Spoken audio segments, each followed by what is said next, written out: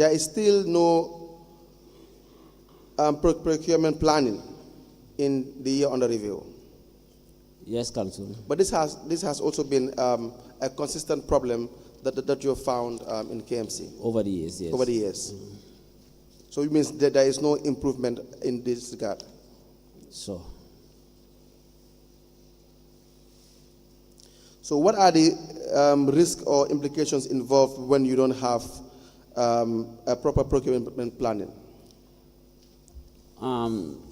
Because as I told you, if you look at a proper procurement, there is always the need for planning, so that, because lack of planning generally would eventually lead to conducting procurement that are not part of a procurement plan, and most of the time it may lead to hasty procurement, unplanned procurement.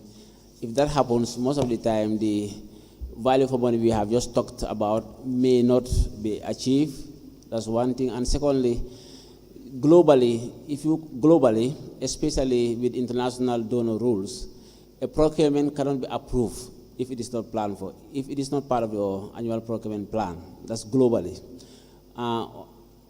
Whether fortunately or unfortunately, as per our country systems, it happens still, like there is no provision as per the country system that the plan must be approved first before you are able to conduct the procurement. However, that concern was raised, and we trying to address that.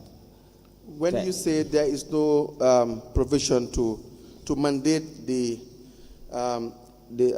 engagement of procurement planning, are you saying that I don't understand, because you on page 20 you have referred to section 29 of the GPPA amended Act 2018. Yes.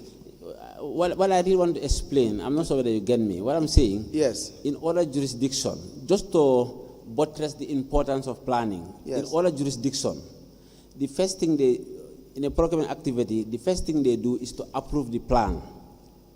If the plan is not approved, you cannot even initiate a procurement.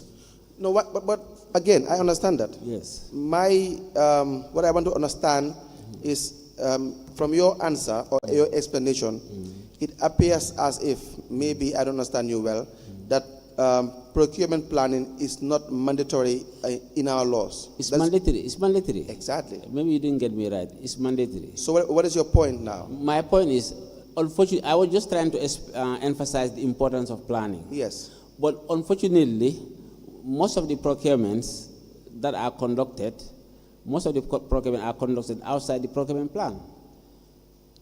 That's what I'm saying, which is of course an issue. So therefore, should that be a ground for, let's say, not approving a particular procurement activity or not? No, not exactly a ground, but it's a concern. Because in practice, you have to remember, most of the transactions, I told you, they are post-review. So they may not even come to us. So not at your level. We know you have told us when it comes to this post-review, especially in the area of single sourcing. Yes. There is the approving authority, which is the contracts committee, yes, in these institutions. Yes. So they play your role, the GPPA's role, in approving single sourcing procurement activities, yes, within a particular institution. Yes. In this case, that is KMC. Yes. Now, when it has gone through the ladder, then they will now evaluate. They should now follow the required lay down rules of evaluation and so on and so forth in either approving or rejecting a particular procurement, right, request. Right. Is that correct? Yes.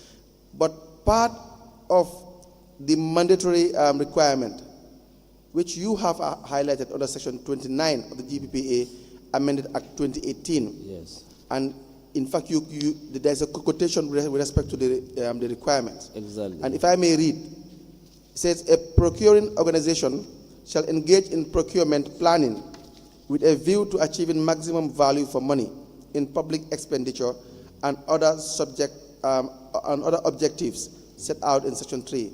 So it means it is a mandatory part of procurement. Yes. It's mandatory.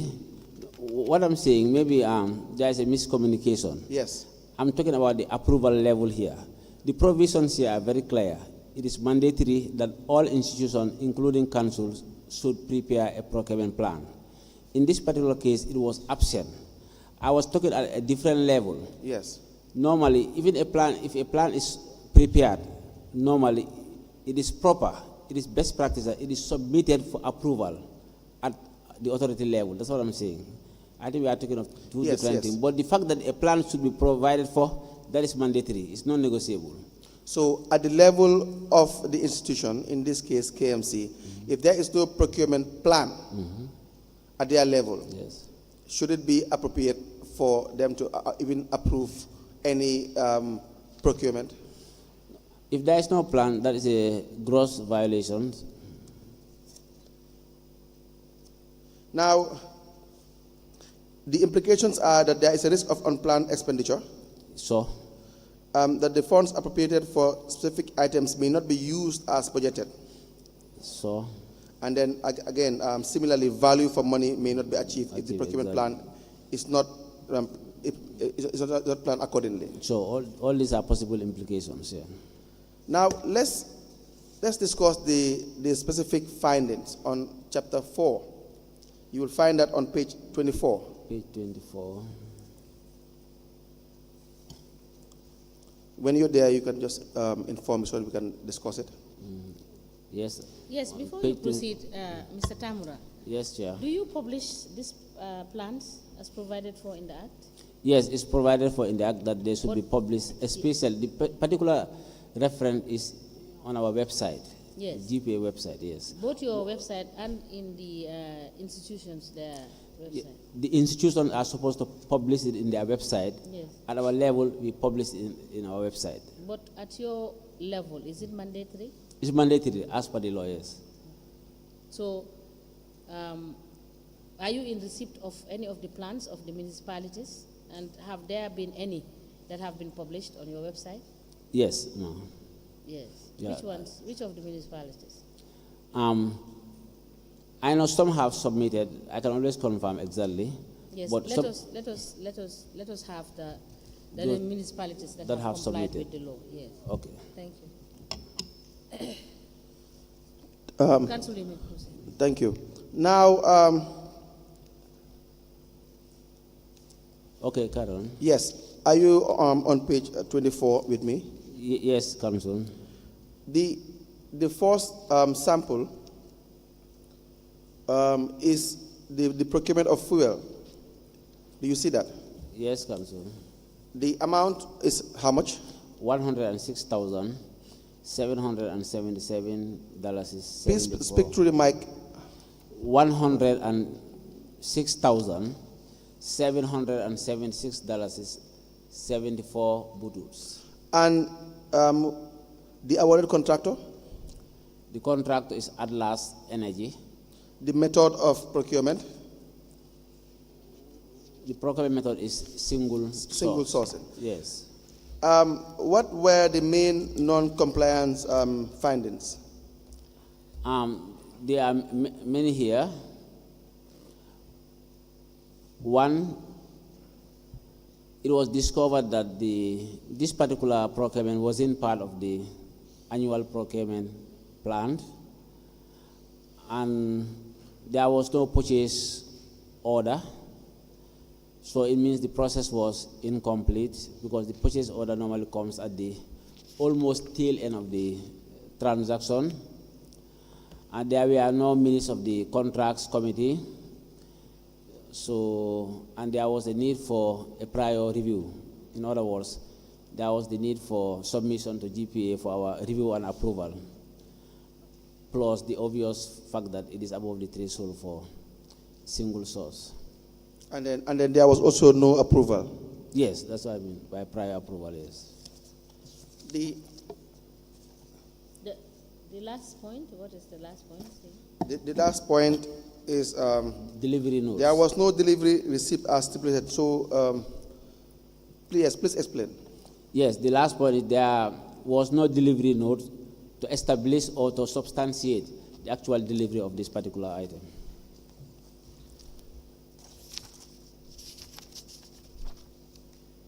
Now, the management response is such that they said your observation is noted and will ensure that section 113 to 136 of the regulations of the GPPA, as well Form 102, which is the purchase order form, will be implemented accordingly. Yeah, basically this is an... So they agree with your findings? It's an admission of our findings. Yeah. Yes. The other one is procurement of building materials. Yes. The amount is $363,000. Correct. Then the awarded contractor is Lankaramo Saware and Sons. Correct. The used method is request for quotation. Yes. What were the non-compliance issues? A bit similar to the previous one. It wasn't part of the annual procurement plan. There wasn't any inspection or examination receipt to determine or to avoid a mismatch. There were no evaluation reports. They responded by saying that all tender procurement have evaluation reports. Approvals from GPPA will only be granted upon provisions of all the necessary documents of the procurement process, including the evaluation report. However, the amount is within the RFQ threshold, of which evaluation is done through GPPA Form 101, request for quotation under the column evaluation criteria. And based on your recommendations, we will use the supplier's assessment form to come up with evaluation report for the all RFQ procurement method. Do they entirely agree with you here? They were trying to clarify, but if you read between the lines, you'll realize that there was an admission. At the tail end? Yes, of our recommendation. All right. Now, there is one of interest, which is the procurement of one 4x4 station wagon. Yes. Now, this one is under the category of goods, and the amount is how much? $2,496,100. So a station wagon, a 4x4 station wagon here is, will I be correct to say it's a vehicle? It's a vehicle, yes. Yes. Vehicle, so where was it purchased? From Sabin A. Madi and Sons. Mm-hmm. And what method was used? Restricted tender. And now, there were compliance findings. Yes. But there was no non-compliance findings. There were non-compliant issues, yes. Okay. Now, you have mentioned that in the compliance findings that there was a purchase order that was raised. Did they comply with that? The compliance findings? Yes. Yes. And they complied that there were minutes of the contracts committee for this procurement. Is that correct? Yes, as per the report. What is the other requirement that they complied with? Can you clarify, because on point 1, yes, the last paragraph, can you please read? There was no purchase order form filled. Yes, I will come to that one, yes. Because I'm trying to discuss this at length because there is no section for non-compliance. Okay. So what I want to do is to first discuss as to how they outlined the compliance procedures or requirements. Well, when this one should be under a column for non-compliance. Sorry, Council. If you go further, you'll see the section for non-compliance. Well, it is not okay. No, it is not in. I don't have that with respect to the form I have. Maybe it's the photocopy, or I'm not sure. At page 27. 27. Do you have it here? Can you here? go to page 27? There are issues of non-compliance. Oh, I don't have page 27. Maybe that is the solution. Can I? Can you? Chia, do you have it? Yes, I have it. Okay. Maybe during the course of photocopying.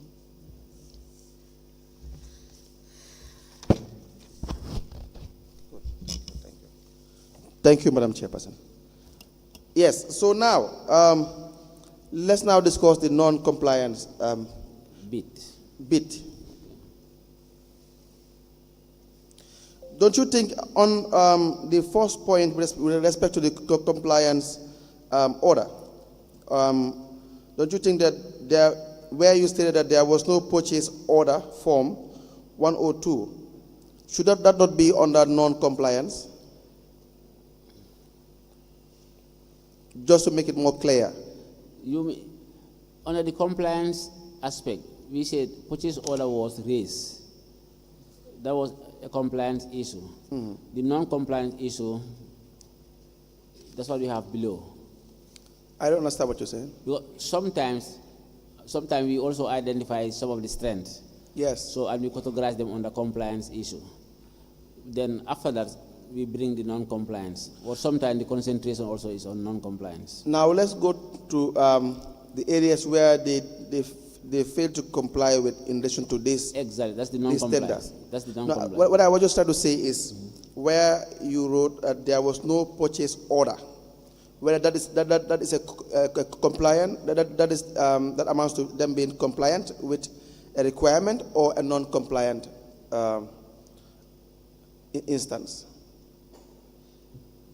I cannot see where we indicate that there is no purchase order. So the first point on compliance. Yes. What I have here is purchase order was raised. Yes. Please read. Purchase order was raised by the end user department as stipulated in the regulation. Yes. Proceed. There was no purchase order. Form 10, that's the extreme end. Form 102 was not filled. Yes. Okay. So I'm just saying whether that is better placed under non-compliance. That's right. Yes. That's right, yeah. Now, So I think he joined the two in one. I think that's what he did, yeah. So is that not the requisition order? No, the purchase order, that's after the requisition, like after the whole process, and evaluation is done, responsiveness is determined, somebody is identified as the most responsive. Before final, the purchase order is a kind of it's a template, it's a kind of a contract document that before deliveries are made, you have to sign as the procurement organization, the supplier signs, that binds you so that he can deliver. So it comes at almost the tail end. Okay, thank you. Thank you. Now, under non-compliance, with respect to this particular transaction, yes, the first point is that the procured item was not in the procurement plan, yes, as stipulated in the regulation. Was there even a procurement plan in the first place? As per our findings, we have established that there wasn't a plan submitted to the authority. Yes. Yes. So this transaction was done without an approved procurement plan. Sure. At our level, yeah. So the other point is that there was no inspection committee, yes, to inspect the goods as stipulated in the regulation. Exactly so. What is the third point? The third point is no delivery receipt notes. So when you don't have a delivery receipt note, then you can't ascertain the receipt of the goods Exactly in being purchased. Yes, you can ascertain where actually the goods were delivered. Now they responded by saying that is KMC, yes, that the goods were among the council. The goods were among the council annual plan and budget. However, they might have been omitted or not seen in the procurement due to the way the procurement plan prepared by the former procurement manager. However, management ensured all future procurement plan contains all items in the budget. The inspection team will be instituted by the accounting officer as recommended. All tender procurement has evaluation reports. Approval from GPPA will only be granted upon provisions of all the necessary documents of the procurement process, including the evaluation. Now here they are saying that in fact they are trying to argue, yes, that there is in fact a procurement plan. Were you at any time or any period giving evidence of the procurement plan? No, sir. During the period under review. Now, let's talk about the method of procurement with respect to this 4x4 station wagon, which is a vehicle. The amount is 2,496,000 $100. Yes. But then the method used is restricted tender. Yes. Please run us again. I know you've done so many times.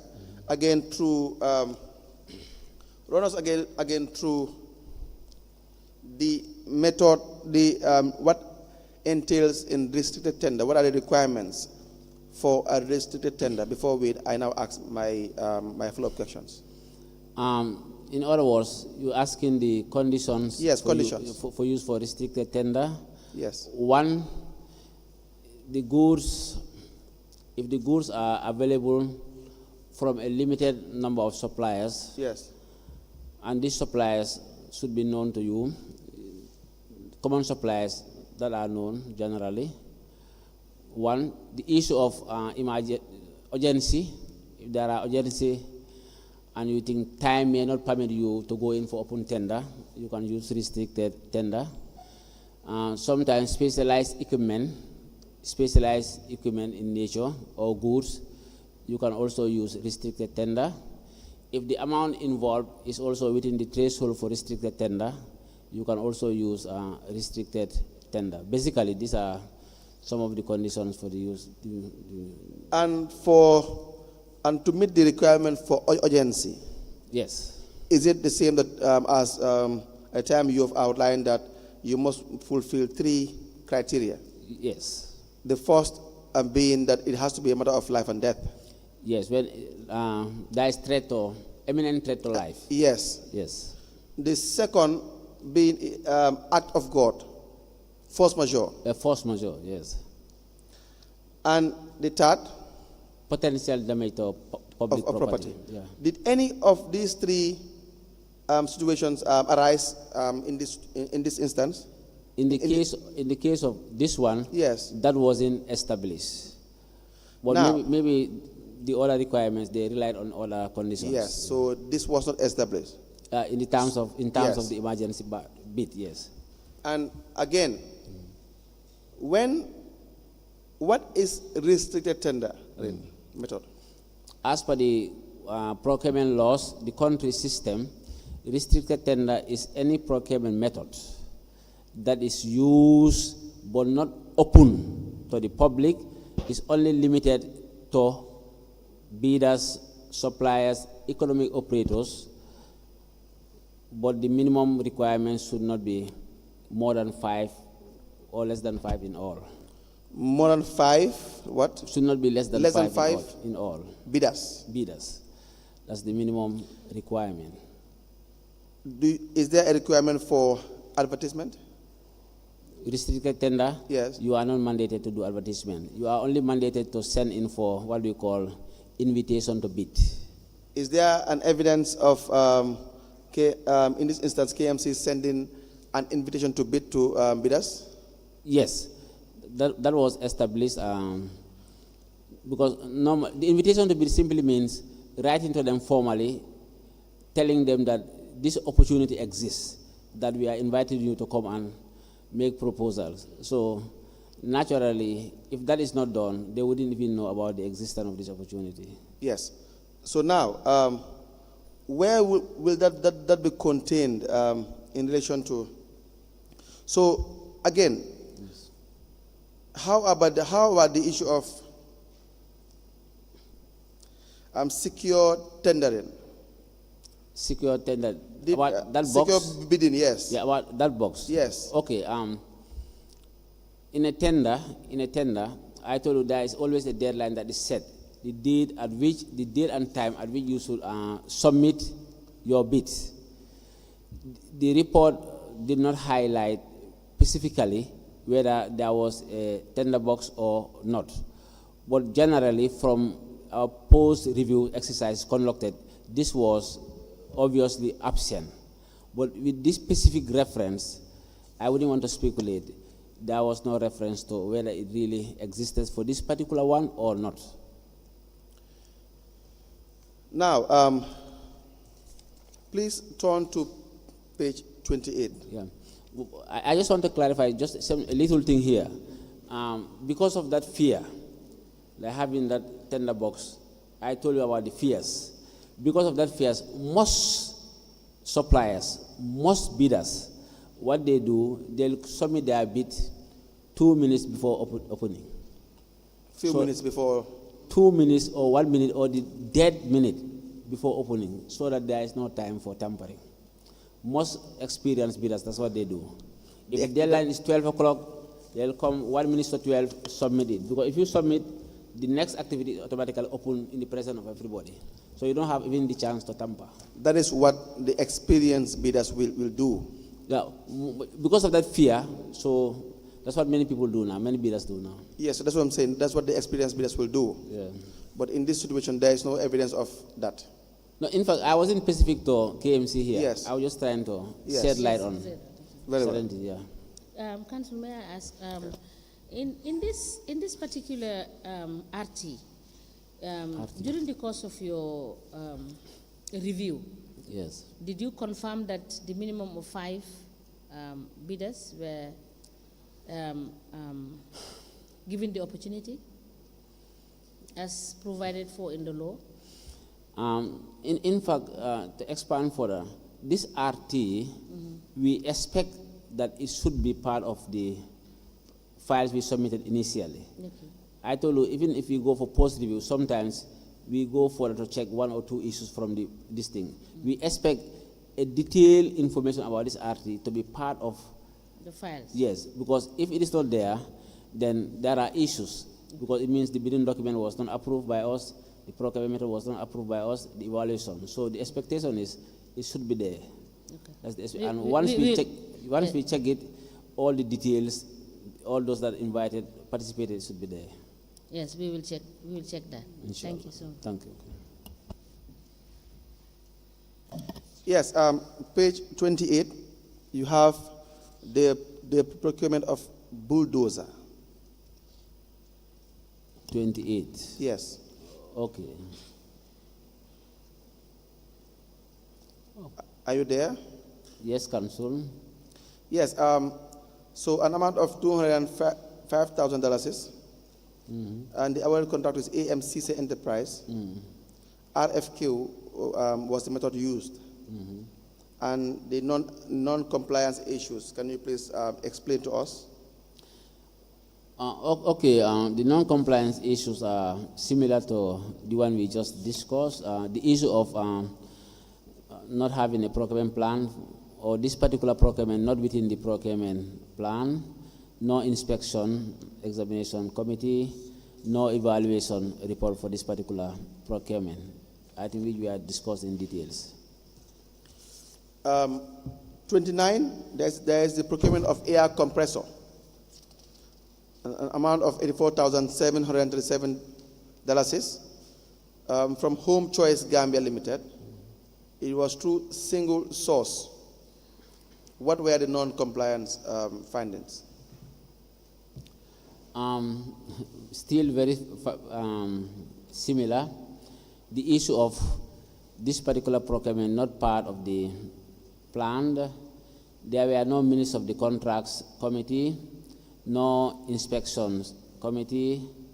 There are no approvals from the authority, because the procurement method was above the threshold for single source.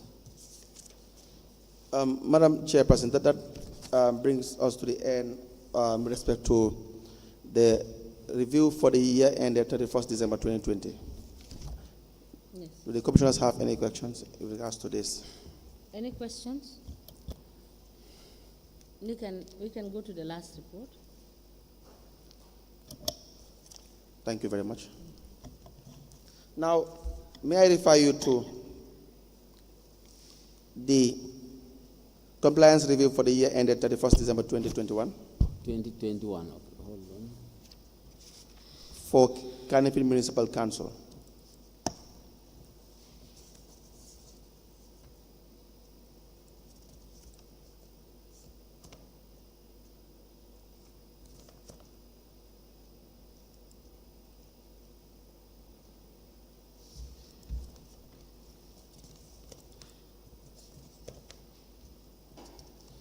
Yes, Council. Yes. There were, of course, general or repetitive non-compliant practices that you found in the year under review on page 9. Page 9. Yes.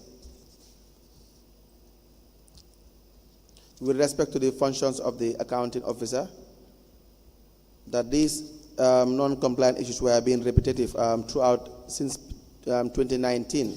Yes. Which means there were no improvements with respect to the role or the practice by the accounting officer. So, again, one of the issues are that the non-compliance in relation to that while the review team was informed of the establishment of the contracts committee, there was no evidence that the accounting officer appointed the contracts committee members formally and in writing. So probably it appears then as if things were being done informally. Yeah, we could not have any evidence that these people assumed to be members of the contracts committee were actually. So you are presented with the names of individuals who constitute members of the contracts committee. Exactly. That is supposed to approve procurement request. Yes.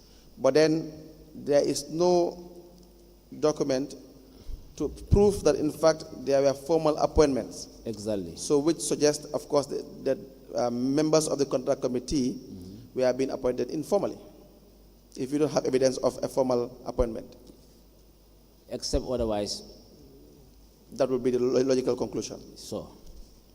And the second point is that the accounting officer did not appoint members of the inspection and acceptance committee. Yes. And did not sign an individual for inspection of goods. Yes. Like computers and air conditioners as required by GPPA. So. Now, that being... Now, there's a response in relation to your findings. Okay. That is on page 10. 10, yes. Where you have the management response. That the first paragraph is, according to the Local Government Act 2002, the mayor is mandated to establish all the standing committees of which the contracts committee is among through a resolution from the General Council, and the members were all appointed officially. So they are now saying in Canifin that in fact it is not the administrative head, it is not the accounting officer who should appoint the members of the contracts committee, but then as far as they are concerned, it should be the role of the mayor. Yeah, that's their response, that the mayor should be appointing standing committees. And according to the response, the contracts committee is also a standing committee. That's what they're saying here. Yes. Does that have any merit? Because you made reference to specific provisions of the GPPA, which requires that the contracts committee should be appointed by the administrative head. Yes. So these are the issues, obvious, but the Act is saying the administrative head should appoint the contracts committee. So in KMC, it is the mayor who, in effect now, from their response, is the mayor who appoints members of the contract committee. From their response. From here, one can conclude that way, that he appointed the standing committees, and the contracts committee is one of the standing committees, as per their response. Yes. So my point is, as far as KMC is concerned, in their first response is that this is the role of the mayor. The contracts committee, as we have highlighted, is the very committee that approves the procurement activities, procurement request. They have a set of standards that they must follow in accordance with GPPA regulations and act. And then, but here you have the KMC adopting a particular procedure, which is that the mayor will be the person, is the one appointing members who are there in the contracts committee to be sanctioning procurement activities. Yeah, the procurement law mandates the accounting officer to do such an appointment. Yes. Now the second paragraph is that according to our current operations, the acceptance for goods is done through the store, where the store manager and the user of the goods will sign the goods received notes as the acceptance team, who will certify the goods as per the specification of the request. Did they forward you with any documentation signed by any store manager? If there is any formal communication regarding the formal establishment of the inspection committee, it would be their management response. Yes. Apart from that, there was no separate. There was none. Separate communication there. Now, the third point is, they said, as for services, the beneficiary department who requested and supervised the works serves as the acceptance team, who will certify the works to the accounting officer and the finance before payments are effected. Now, do you have evidence of the beneficiary department or the user department? I think these words are interchangeable. Yes. Wherein they have signed off or certified any acceptance or procurement being delivered to them also. The file we reviewed, this wasn't brought to our attention. Now, they said in the last paragraph that, however, the accounting officer has now formally appointed members who are not be part of the procurement process, as per the requirement of the regulation with immediate effect, who will inspect and accept all goods and services procured. Members of the acceptance committees are as follows. They mentioned their names. Yes. Now let's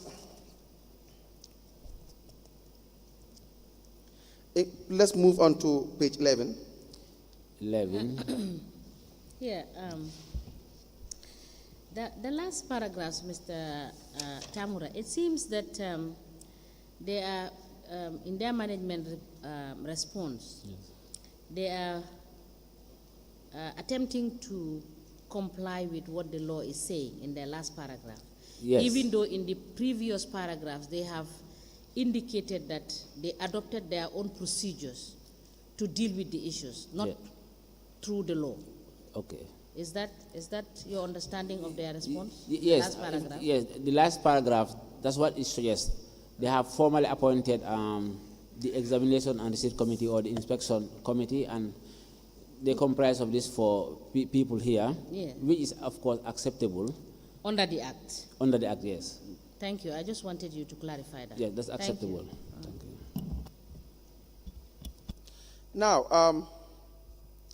on page 11, one of the non-compliance issues are that the SPU does not include evaluation criteria in the solicitation of quotations from potential suppliers in RFQ transactions. Yes. So I think this was discussed, and fundamentally is the evaluation criteria, which is the determinant factor for responsiveness, and our decision should be based on this criteria, which was lacking in this instance. On page 12, there is a finding that there is evidence that the PO, is that the procurement officer? Page 12? Yes. Under the table or above the table? Above the table. Okay, yes. Functions of the contracts committee and evaluation committee. Yes. What is your finding? The POs stand for procuring organization. Yes. Yes. Has established a contracts committee in accordance with the GPPA. Yes. Now, do you know who appointed this contracts committee? Because you have found earlier that they were not being appointed by the accounting officer. Yes. So, do you have evidence of who made the appointment? Here, going by the report, the evidence is that the procurement organization has established a contracts committee in accordance with the relevant section. Now, once we are able to make this statement, it means the appointment followed the right procedure. No, in fact, it did not, because when you go further, you have concerns, and the concern is that, however, there is no evidence to suggest that the members were formally appointed in writing. Yes. So that's why I said there is an established contracts committee. Yes. you know, at institutional level, when we go for review, we review a lot of documents. And most of the documents we review, sometimes we see instances very clear.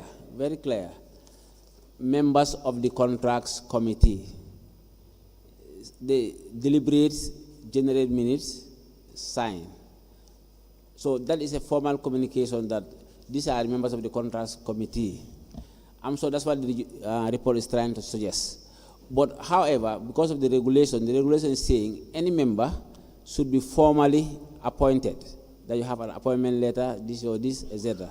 That was what was actually lacking as per the report here. Yes, it is a major concern. Yes. Because number one, you've told us on numerous occasions that the contracts committee, number one, first, the role of the contracts committee. If we have to go back to what the role of the contracts committee is or are, we can just highlight three.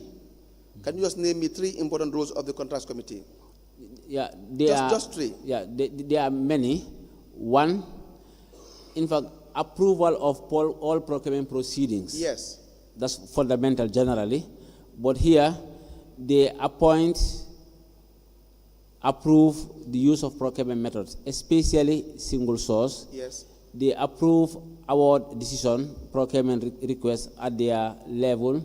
They appoint other subcommittees like the inspection committee, evaluation committee, disposal committee, etc.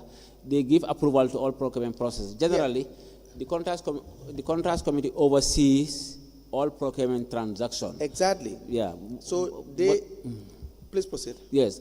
And the SPU, the head of the SPU, is a member of the contracts. Should be a member of the contracts committee as the secretary. Yes. So in essence, what the contracts committee does is to manage, like you said, all procurement activities happening in a particular institution. Perfect. Yes. So they make sure that's why there should be an expert in the contracts committee. Yes. Who understands procurement. Exactly. And these necessary committees like evaluation committee should be formed to make sure that they are in line with GPPA regulations and act. So that you can achieve the highest objective of procurement, which is to attain value for money. Also have a very fair level playing field. And so the law is that the accounting officer should appoint these individuals. Yes. And then these individuals, they have a mandate. They should do X, they should do Y, they should do Z to make sure they're in compliance with the regulations. Right, that's perfect. One of your major findings is that, in fact, the accounting officer is not the one appointing the contracts committee. Yeah. As for our findings here, there is no evidence of formal appointment from anybody. See, I think we've already discussed this. When we say it's not for you, or maybe I'm wrong, but is it your role to prove or establish for any institution that they in fact follow the law or they have a contracts committee that is appointed formally? Is it your role to, if you request for these documents, is it not for the institution that you are reviewing to provide you with evidence and prove to you that these requirements have been met? Yes. In fact, once we write engagement letters to institutions that we are coming, in that very letter, there is a list of all documents that we need. Exactly. So the requisition or the request is made in advance. And the expectation is once we arrive, all these things are submitted. Yeah, that's the expectation. Of course, they are duty bound to provide these things. Thank you. Let's hear the questions or comments from the Honorable Commissioner, then we will proceed on that. Okay, Council. Mr. Tambura. Yes. Can we just make it very simple for everybody? Is it correct for the mayor to appoint the contracts committee? As per the Procurement Act? No, yes or no? We want to speed it up. I will assume that you will be talking about the act. So let's put that aside. Yes. Yes. So who appoints the contracts committee? It should be the accounting officer. Okay. Did the accounting officer appoint the contracts committee? We have no evidence of that. You have no evidence. So therefore, the contracts committee is illegal. Let's go straight to the point. Quickly. It's a violation. Thank you.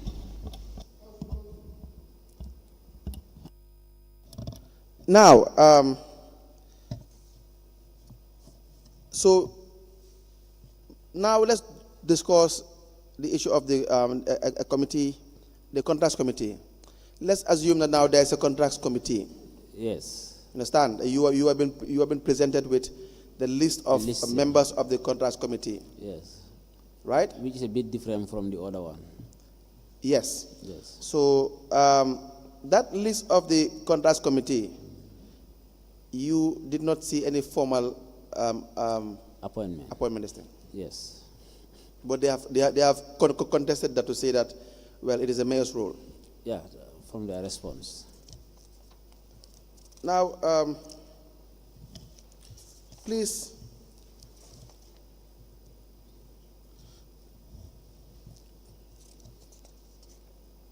can you turn to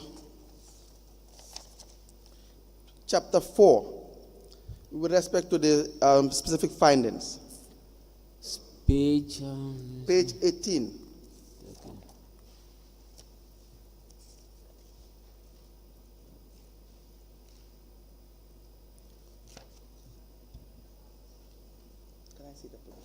Yes, Council.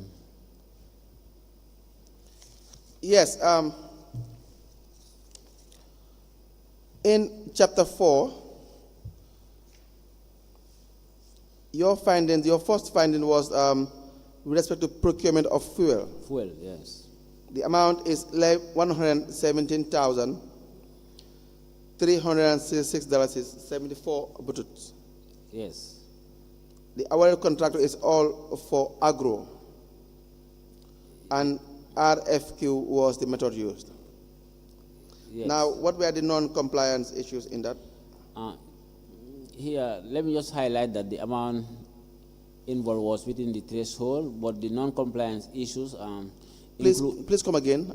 And I mean, the amount involved is within the threshold for Yes. RFQ. The non-compliance issues include the non-administration of the purchase order, which I just explained.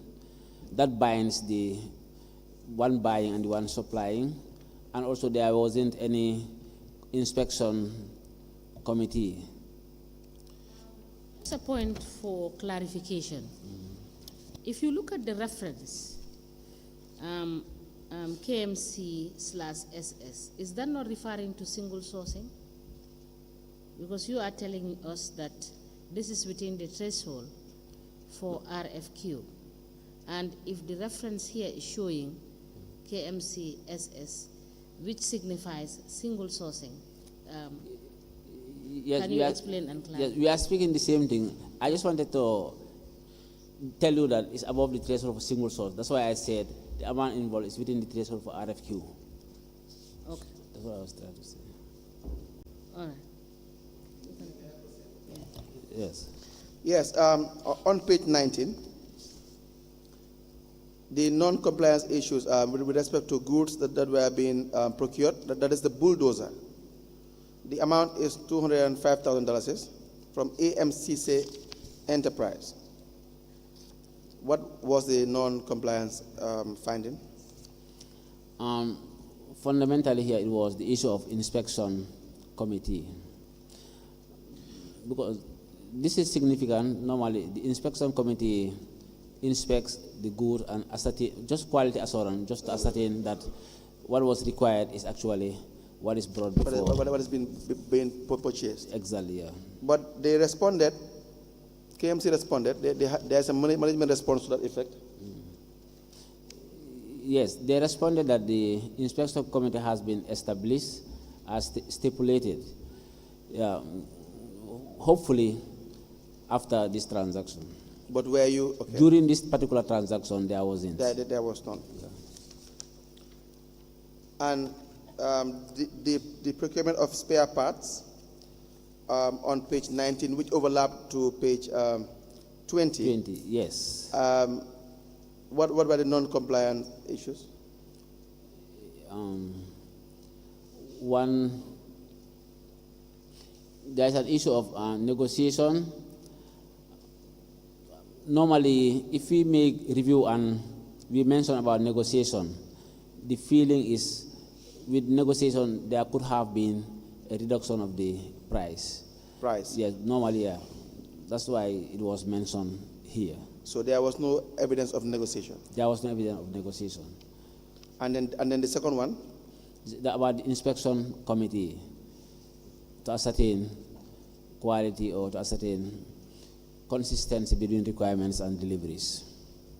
Now, you had general recommendations. Yes. What were the general recommendations? Basically, there are items that are routinely or frequently bought by institution, and the regulation, of course, allows you to go in for framework agreements so that you don't have repeated requests, repeated transaction here and there. So, like fuel and this minute stationery, etc. The laws allows you to go for request for framework agreements, and also there was a recommendation for general training of especially the contracts committee and the SPU. This recommendation are always based on our findings. We feel there is a need for some capacity enhancement within the institutional structures, and further the need to establish and strengthen the inspections and the disposal committees. Thank you very much, Madam Chairperson. That is the end on our part with respect to the review for the year ended 31st December 2021. I will hand over to the Chairperson. Just to confirm, are these the 3 reports that have been conducted by the authority? Yes. These are 3 reports I think we have. Yeah, I think we just finished 2021. Yes. Yeah, for BCC, KMC, and Brikama, we have not conducted 2022, though they are already scheduled. Because normally, as per our compliance review plan, we always start from the provinces. That's why if you check the provincial area councils, they are already reviewed for 2022. But the current one in the combos are scheduled, but not yet reviewed. Thank you. Council? Yes, I am being signaled by the Honorable Registrar that it's time for break. Thank you so much. We would break for prayers and lunch, and we will be back in 1 hour 20 minutes. We may rise.